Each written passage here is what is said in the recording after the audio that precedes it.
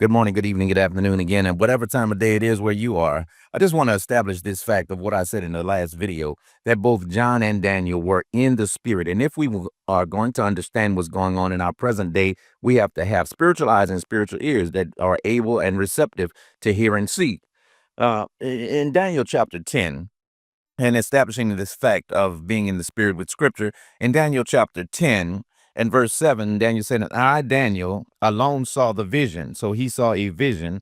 For the men that were with me saw not the vision, but a great quaking fell upon them, so that they fled and they hid themselves. Therefore I was left alone and saw this great vision, and there remained no strength in me, for my comeliness was turned into corruption, and I retained no strength.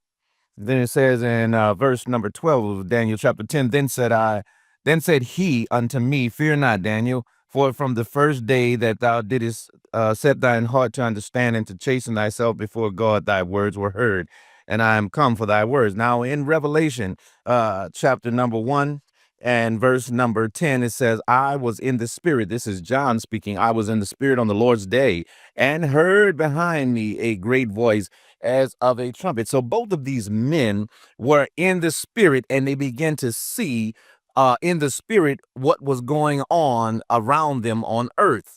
And so if we're going to understand the things that are going on today, all of this orchestrated mess and all this orchestrated chaos, then we have to be in the spirit. Many times Jesus, when he was teaching, when he was here on earth, he would teach, and then he would say that those that have ears to hear, let them hear, and eyes to see. And then on one occasion, he said, they have closed their eyes and they have closed their ears. There are some that don't want to hear the truth.